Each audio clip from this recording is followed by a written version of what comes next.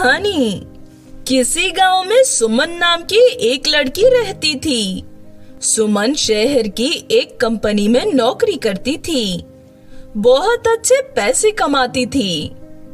सूरज कोई काम नहीं करता था। वो सारा दिन इधर उधर घूमकर बस आवारागर्दी किया करता था। इसीलिए उसके पास बिल्कुल पैसे नहीं रहते थे। एक दिन सूरज सुमन को रोज शहर आते जाते देखता है। ये सुमन तो बहुत पैसे कमाती है। अगर मैं इससे दोस्ती कर लूं तो फिर मुझे पैसों की कभी कमी नहीं होगी।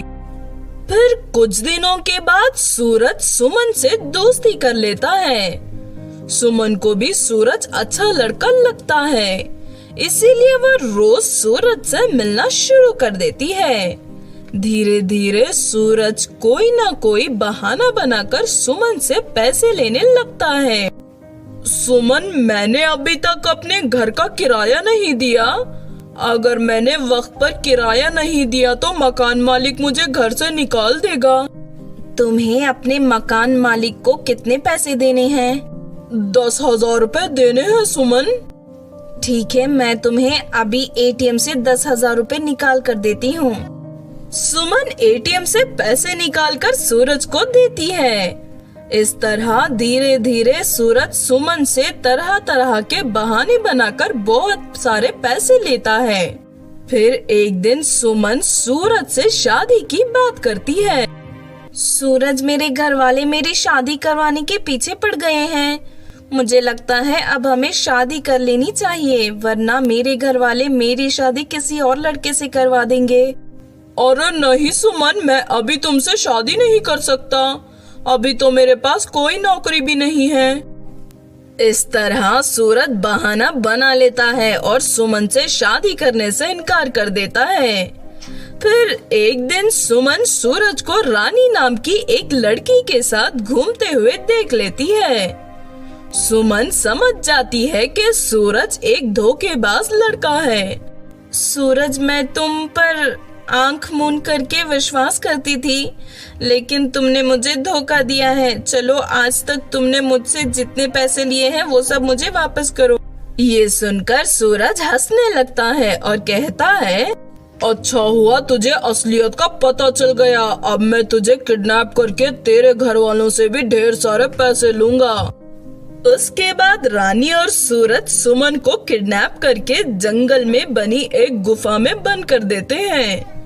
सूरज सुमन के घर पर फोन लगाकर उसके पिताजी को धमकी देते हुए कहता है, मैंने तुम्हारी बेटी सुमन को किडनैप कर लिया है। अगर तुम उसकी जान बचाना चाहते हो तो कल तक मुझे 10 लाख रुपए मिल जाने चाहिए, वरना मैं सुमन को जान से मार दूंगा। ये सुनकर सुमन के माता पिता बहुत डर जाते हैं और अपनी बेटी की जान बचाने के लिए सूरज को 10 लाख रुपए दे देते हैं। लेकिन सूरज सुमन को नहीं छोड़ता, बल्कि सारे पैसे लेकर रानी के साथ गांव छोड़कर भाग जाता है। दूसरी तरफ जंगल की गुफा में सुमन मदद के लिए जोर जोर से चिल्लाने लगती है। तभी सुपर फास्ट चुड़ैल अपनी मोटरसाइकिल पर बैठकर वहां से गुजर रही होती है। अरे, लगता है कोई लड़की मुसीबत में है, मुझे उसे बचाना होगा। सुपर फास्ट चुड़ैल अपनी मोटरसाइकिल लेकर उस गुफा तक पहुंच जाती है। फिर वो अपने जोरदार मुक्के से गुफा का दरवाजा तोड़कर अंदर चली जाती है और सुमन की सारी रस्सियां खोलकर उसे आजाद कर देती है। उसके बाद चुड़ैल को सूरज और रानी के बारे में सब कुछ बता देती है। तुम चिंता मत करो, मैं अभी उन दोनों को पकड़ कर लाती हूँ। मैं एक सुपर फास्ट चुड़ैल हूँ और मैं हवाई जहाज से भी तेज उड़ सकती हूँ। फिर सुपर फास्ट चुड़ैल लैपटॉप की मदद से सूरज और रानी का पता लगा लेती है। फिर वो तेजी से उड़कर जाती है और अगले ही मिनट के अंदर सूरज और रानी को पकड़कर वहां वापस ले आती है। चुड़ैल सूरज के हाथ से पैसों का बैग छीनकर सुमन को देती है। अब मैं तुम दोनों को गरम तेल में तलकर खा जाऊंगी। अरे नहीं नहीं, प्लीज मुझे माफ कर दो, फिर कभी किसी लड़की को धोखा नहीं दूंगा। लेकिन सुपर फास्ट चुड़ैल सूरज की नहीं सुनती और दोनों को ले जाकर चुड़ैलों के जेल में बंद कर देती है।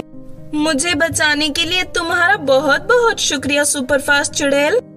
अरे ये तो मेरा फर्ज था, लेकिन दोबारा कभी ऐसे धोखेबाज लड़के से दोस्ती मत करना।